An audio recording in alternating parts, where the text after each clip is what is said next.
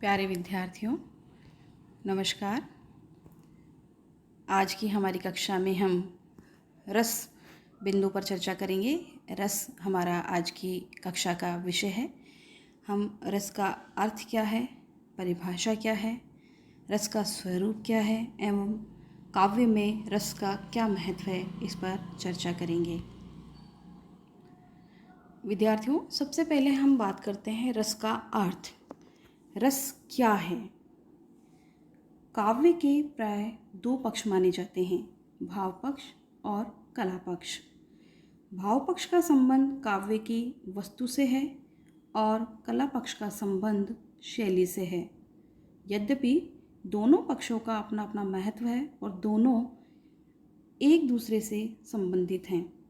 व्यापक दृष्टि से दोनों ही पक्ष रस से संबंधित हैं, क्योंकि कला पक्ष के अंतर्गत आने वाले अलंकार, लक्षणा, व्यंजना, रीतियाँ आदि सभी रस के पोषक ही हैं। तथापि भाव पक्ष का रस से सीधा संबंध है, क्योंकि जब हम काव्य की बात करते हैं, काव्य को पढ़ते हैं, सुनते हैं, देखते हैं, तो हमें एक विशेष प्रकार के आनंद की प्राप्ति होती है। तो भाव पक्ष से तो रस का संबंध है ही, इसके साथ कला पक्ष से भी हमें रस की प्राप्ति होती है। जब हम किसी अलंकार के माध्यम से अपनी बात को करते हैं तो वह उक्ति ज़्यादा प्रभावकारी हो जाती है। इसलिए रस का संबंध ऐसा नहीं है कि केवल भाव पक्ष से ही है, उसका संबंध कला पक्ष से भी है। क्योंकि काव्य के जो अलंकरण हैं, जिनमें कि आपके अलंकार हैं, रीतियाँ हैं, शब्द शक्तियाँ हैं, ये सभी कहीं ना कहीं रस को उत्पन्न करने में, रस का सहृदय के पाठक में उत्पन्न करने में सहयोग करती हैं। इसलिए रस का संबंध कला पक्ष और भाव पक्ष दोनों से माना जाता है। आचार्य विश्वनाथ ने रस को काव्य की आत्मा माना, क्योंकि जैसा कि आप सभी को ज्ञात होगा कि हिंदी में काव्य की आत्मा किसे स्वीकार किया जाए, इस संदर्भ में 6 जो है हमारे संप्रदाय प्रचलित हैं, जिनमें अलग अलग तत्व को काव्य की आत्मा स्वीकार किया गया है। जैसे भामे ने अलंकार को जो है काव्य की आत्मा माना है, वहीं आचार्य कुंतक जो है वक्रोक्ति को काव्य की आत्मा मानते हैं, लेकिन आचार्य विश्वनाथ जो है वो काव्य की आत्मा रस को मानते हैं। इसी प्रकार भरत मुनि ने अपने नाट्यशास्त्र में काव्य की आत्मा के रूप में रस का विवेचन किया, और भरत मुनि के पश्चात अलंकार संप्रदाय, रीति संप्रदाय, वक्रोक्ति संप्रदाय, औचित्य संप्रदाय आदि जो है संप्रदाय प्रचलित हुए, और सभी ने अपनी अपनी दृष्टि से काव्य की आत्मा सिद्ध करने के लिए अलग अलग मत रखी। यानी कि उनकी दृष्टि में सबने, किसी ने औचित्य को काव्य की आत्मा माना, तो किसी ने वक्रोक्ति को काव्य की आत्मा माना, किसी ने अलंकार को काव्य की आत्मा माना। तो इस प्रकार से विभिन्न मत जो है हमें देखने को मिलते हैं। परंतु काव्य में जो रस का महत्व है वह कभी भी कम नहीं हुआ। रस को कह सकते हैं हम कि सभी ने कमोवेश रूप में अवश्य स्वीकार किया है। काव्य के पढ़ने, सुनने अथवा नाटक में अभिनय देखने या संवाद आदि से जो एक आनंद की प्राप्ति होती है उसे रस कहते हैं। कोई भी काव्य या पाठ जो है पढ़ा जाता है या सुना जाता है तो उससे हमें एक विचित्र प्रकार का आनंद मिलता है। वह आनंद जो है वही रस कहलाता है। रस की परिभाषा, सामान्य अर्थ में तो हमने रस की बात कर ली है बच्चों, लेकिन रस की परिभाषा क्या है, रस को किस प्रकार से परिभाषित किया जा सकता है, तो सर्वप्रथम हम आचार्य भरत मुनि, जिन्होंने अपने नाट्यशास्त्र में, अपने ग्रंथ नाट्यशास्त्र में रस की परिभाषा दी, उन्होंने क्या परिभाषा दी कि विभावानुभाव व्याभिचारी संयोगाद्रस निष्पत्ति, कि विभाव, अनुभाव और व्यभिचारी भावों के संयोग से रस की निष्पत्ति होती है। उन्होंने अपना जो मत दिया, अपनी जो परिभाषा दी, इस प्रकार से दी, उसका अर्थ इस प्रकार बताया जा सकता है कि विभाव, अनुभाव और व्यभिचारी भावों के संयोग से रस की निष्पत्ति होती है। काव्य को पढ़ते या सुनते समय हम जिस आनंद की अनुभूति हमें जिस आनंद की अनुभूति होती है उसे ही रस कहा जाता है। और रस जो होता है वो ब्रह्मानंद सहोदर कहा गया है, यानी कि ब्रह्म की प्राप्ति के समान वह आनंद होता है। जितना आनंद ब्रह्म को या परमात्मा को प्राप्त करने में जो आनंद मिलता है, जो लोकोत्तर आनंद हमें मिलता है, वही लोकोत्तर आनंद हमें काव्य को पढ़ने, सुनने या देखने से मिलता है, और उसे ही हम रस कहते हैं। विद्यार्थी, अब आगे बात आती है कि रस का स्वरूप क्या है, क्या स्वरूप होता है रस का, किस प्रकार से जो है रस उत्पन्न होता है, ये सब इन सब बिंदुओं पर हम चर्चा करेंगे। रस का स्वरूप को स्पष्ट करते हुए आचार्य विश्वनाथ ने लिखा है कि रस मन की रजोगुणी और तमोगुणी वृत्तियों के विलीन होने पर सत्वगुण के उदय होने से उत्पन्न होता है।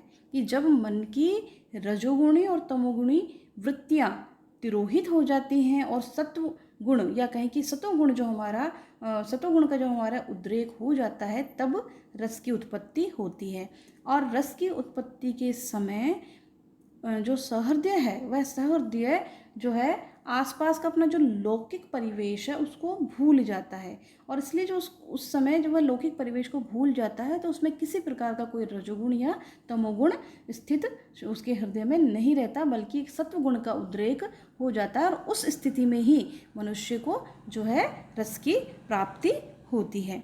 इसलिए वो रस के स्वरूप पर चर्चा करते हुए आगे कहते हैं कि रस अखंड है, स्वयं प्रकाश रूप है और चैतन्य स्वरूप है। रसानुभूति के समय मन में रस के अतिरिक्त अन्य दूसरे विषयों का बोध नहीं रहता। जैसा कि आप सभी देखते होंगे, जब आपको कोई अपनी रुचि का कोई नाटक, कोई उपन्यास, कोई पुस्तक जब आपको मिल जाती है, कोई कहानी जब आपकी रुचि का आप पढ़ते हैं, तो उस समय आपके आसपास का वातावरण आप बिल्कुल भूल जाते हैं। आप कहाँ बैठे हैं, किस प्रकार से आपके आसपास में क्या हो रहा है, ये सब आप भूल जाते हैं। इसी प्रकार से आप जब कोई अपनी पसंदीदा फिल्म देखते हैं तो उस समय आप उसमें बिल्कुल डूब जाते हैं, और आप आसपास का जो परिवेश है, आसपास जो कहें कि आसपास क्या है, ये सारा बोध जो है, अन्य विषय जो है, इन सब का बोध आप कुछ समय के लिए भूल जाते हैं। और ऐसी स्थिति में आप जो है उस नाटक, उस कहानी या उस फिल्म जिसको भी आप देख रहे हैं, जिससे आपको आनंद की प्राप्ति हो रही है, उससे बिल्कुल जो है उससे आपका एकात्म हो जाता है, या आप जो है उसमें एकमेक हो जाते हैं, और उस समय आपको किसी प्रकार का कोई बोध नहीं होता। तो ये रस जो है वो ब्रह्म प्राप्ति के आनंद के समान होता है। यह अलौकिक चमत्कार से पूर्ण होता है और जिसकी अनुभूति कुछ एक सहृदय ही कर सकते हैं। और रसास्वाद के समय भोक्ता या पाठक इसे आत्मानंद के रूप में अनुभव करता है। जैसा कि आप देखते हैं कि जब आप कोई अपनी पसंद की मूवी, कोई फिल्म देख रहे होते हैं, तो उस समय आप एक अलग प्रकार का आनंद जो है उसका उपभोग कर रहे होते हैं, और वह आनंद जो होता है वो आपका आत्मानंद के रूप में आप अनुभव करें, कि आप स्वयं उस आनंद को अनुभव कर रहे हैं और आपको अपने आसपास के परिवेश का कोई बोध नहीं रहता। तो उस समय जो आनंद प्राप्त होता है विद्यार्थियों, वही आपका रस होता है, और उस समय आपको रस में कोई बाधा नहीं आती। अपने आसपास के परिवेश से आप बिल्कुल कट चुके होते हैं, और आप जो है उस कृति या उस रचना या उस नाटक या फिल्म जो भी आप देख रहे हैं उससे बिल्कुल एकमेक हो चुके होते हैं। तो ये रस का स्वरूप है। रस अखंड होता है, उसको खंडित नहीं किया जा सकता। रस के स्वरूप को विद्यार्थियों कुछ बिंदुओं के रूप में इस प्रकार रखा जा सकता है। रस रसास्वाद रूप है क्योंकि यह पाठक की आत्मा में पहले से विद्यमान रहता है, बाहर से नहीं आता, इसीलिए वह आस्वाद्य न होकर स्वयं आस्वाद है। यानी कि रस जो होता है, रस की उत्पत्ति हमारे हृदय में होती है, वह बाहर से नहीं आता। मान लीजिए कि अगर आप कोई जो है रचना पढ़ रहे हैं या कोई आप फिल्म देख रहे हैं और कोई डरावना दृश्य आता है, तो वह डर बाहर से आपके अंदर नहीं आ रहा है, बल्कि डर की भावना आपके अंदर है। और जैसे कोई भयानक वस्तु या भयानक दृश्य आपने देखा तो आपके डर की भावना तुरंत जो है वो रस रूप में परिणत हो गई है। इसलिए रस जो होता है वो बाहर से नहीं आता, बल्कि आपकी आत्मा में ही स्थित होता है और पहले से ही वो विद्यमान होता है। इसलिए रस जो होता है वो आस्वाद्य न होकर स्वयं आस्वाद है। दूसरी जो रस की विशेषता है या रस का स्वरूप है, दूसरे बिंदु के रूप में इस प्रकार रखा जा सकता है कि रस अखंड है, अर्थात रसानुभूति को अवयवों या खंडों में विभाजित करना असंभव है। यानी कि जो रस होता है, रस को हम खंडों में विभाजित नहीं कर सकते।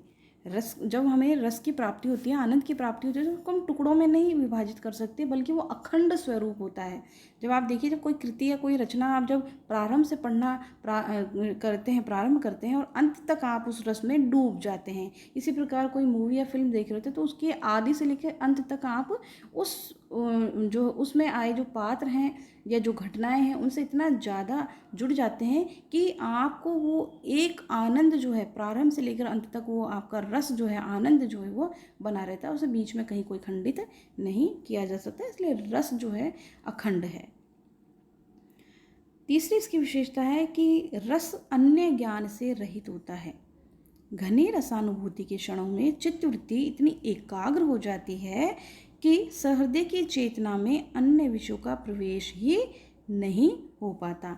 यानी कि जब घनी रसानुभूति जब आपको होती है, यानी कि जब आप पूरी तरह किसी रचना या काव्य को पढ़ रहे हैं, किसी नाटक को देख रहे हैं, तो आप इतने ज़्यादा उन पात्रों के साथ जो है तादात्म्य में स्थापित कर चुके होते हैं कि आपको आपके आसपास का कोई ज्ञान नहीं होता और आप जो होते हैं वो बिल्कुल एकाग्र हो जाते हैं और आपके हृदय में किसी अन्य भावना के लिए कोई प्रवेश उस समय नहीं रहता। तो जो रस जो होता है वो अन्य ज्ञान से रहित होता है।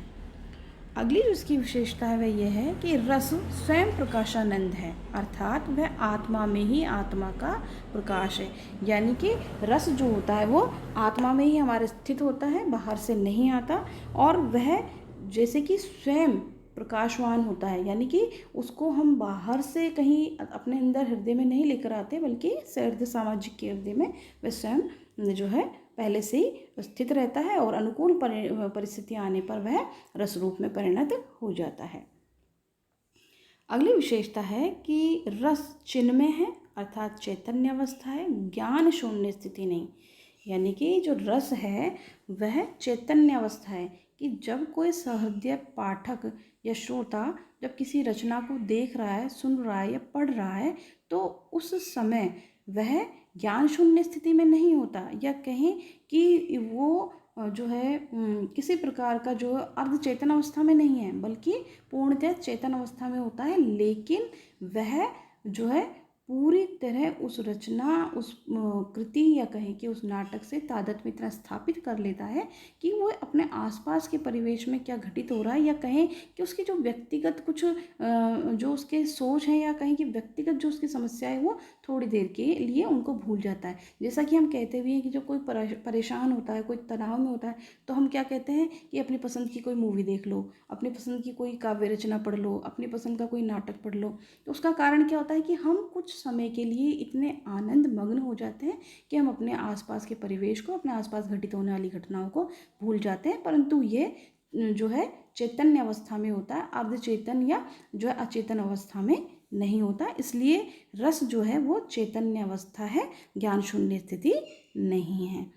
साथ ही इसकी अन्य विशेषता जो है वह है कि रस जो है अलौकिक चमत्कार है, लौकिक सुख दुखों से परे शुद्ध आनंद की चेतना है। जैसा कि मैंने अभी बताया कि आप कुछ समय के लिए अपने लौकिक सुख दुखों को भूल जाते हैं। जब आप किसी कृति, किसी रचना, किसी नाटक को देख रहे हैं, पढ़ रहे हैं, सुन रहे हैं, तो उस समय आप उन पात्रों से इतना ज़्यादा जो है तादात्म्य में स्थापित कर लेते हैं, इतना ज़्यादा आप उस रचना में डूब जाते हैं कि आप कुछ समय के लिए अपने जो लौकिक सुख दुख हैं उनसे दूर हो जाते हैं और एक शुद्ध आनंद की आपको प्राप्ति होती है। इसलिए रस जो है वो एक अलौकिक चमत्कार है। और इसकी जो एक अंतिम विशेषता है वह यह है कि रस ब्रह्मानंद सहोदर है, यानी कि ब्रह्म को प्राप्त करने का जो आनंद है, या जिसे हम लोकोत्तर या अलौकिक आनंद कह सकते हैं, उसके समान ही रस को प्राप्त करने का या रस प्राप्ति का आनंद है। यानी कि जब हमें रस की प्राप्ति होती है तो वह ब्रह्म को प्राप्त करने वाली जो हमारी अनुभूति है या आनंद है उसके समान होता है। तो इस प्रकार रस जो है वो ब्रह्मानंद सहोदर बताया गया है। अब बात आती है रस का महत्व, कि रस का काव्य में महत्व क्या है।